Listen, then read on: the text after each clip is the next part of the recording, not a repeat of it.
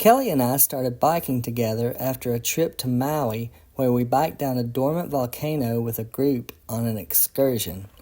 I had been a lifetime cyclist and was excited to see Kelly become interested too.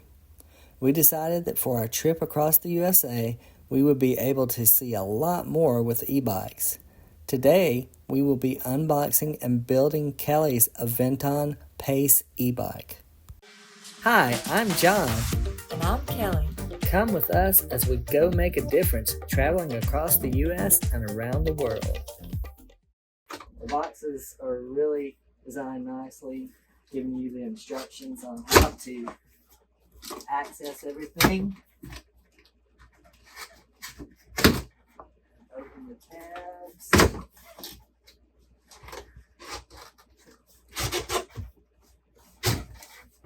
Remove the white box clips from the bottom. Lift the top cover. That means the whole box comes off. And then they actually have assembly instructions. Take out the accessory.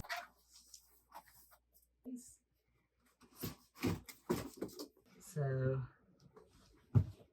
they just kind of pop out. And then the whole piece comes out.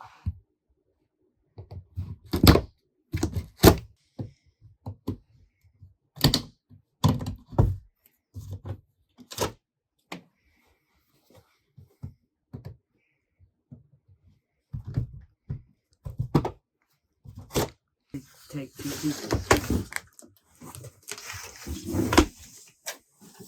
Voila! There's your bike, Kelly. So it's fully wrapped. Everything's well protected with the corrugated paper. And they've got caps to protect the rear axle and the motor. Another cool thing about the packaging is it comes with this box called the accessory kit. And when you open it up, it's got all of your usual manuals, got some cool decals, and it comes with all of the tools necessary to assemble the bike. This is a box of spare parts, some additional screws and fasteners, your pedal set is on there, battery charging pack, and finally a wrench for installing the pedals and installing the front wheel. So the next step is to you take the handlebars and slide them onto the stem, and then take the set screw, place it into the top of the stem to lock it into place. So once the set screw is fully tightened, you will feel the spacers tighten up and know that the bars are secure, and then you can tighten the screws on either side of the stem. Now the angle of the handlebars needs to be adjusted, so I'm just going to tighten it kind of at a level spot now, and then we can adjust it later once Kelly gets on the bike. You want to tighten these evenly on both sides,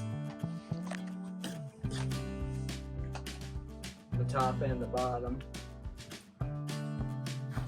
but even equal spacing on both sides of the stem, the upper and the lower side.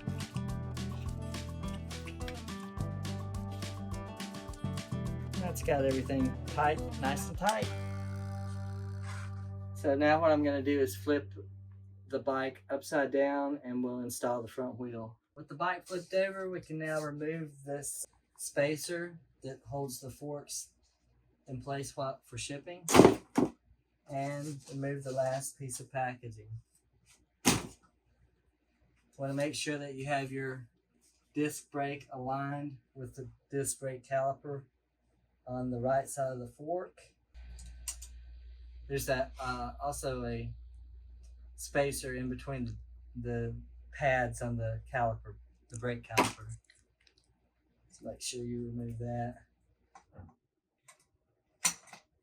And the wheel drops right into place, and it's got these safety recesses on the end of the fork to keep it from falling out should the bolts get loose.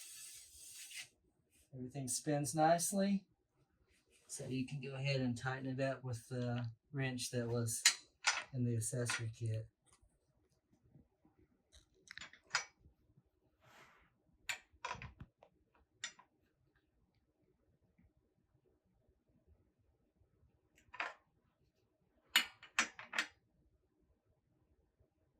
Nice and snug.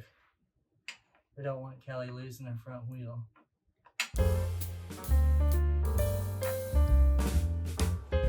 Awesome. Alright, let's flip the bike up right. Woo! And we can put the pedals on there. Go ahead and just temporarily adjust the seat height. Kelly is about 5'5", 5'6". And when you adjust your seat height, you want to make sure that as you're pedaling at the bottom of the pedal, that's the length of your inseam. So I'm just going to eyeball for now. You can always adjust. It's a quick release clamp, so it's easy to adjust on the road. Next, we're going to grab the pedals, put those on. They recommend that you put a small dab of grease on the threads before you put them into the crank. They're marked clearly right and left. Doesn't take much.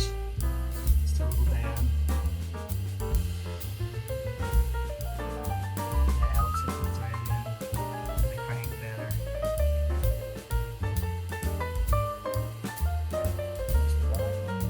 Right side is right thread, so righty-tighty.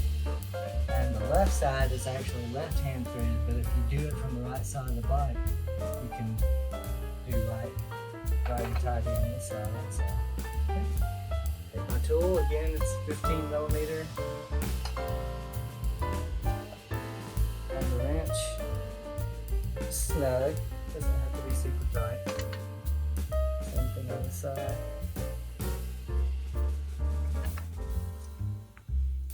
You're ready to ride, Kelly. Woohoo!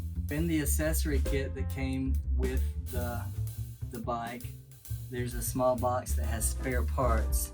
And in that box, there's a cap that goes in the stem hole. And then there's another cap that goes on your rear axle.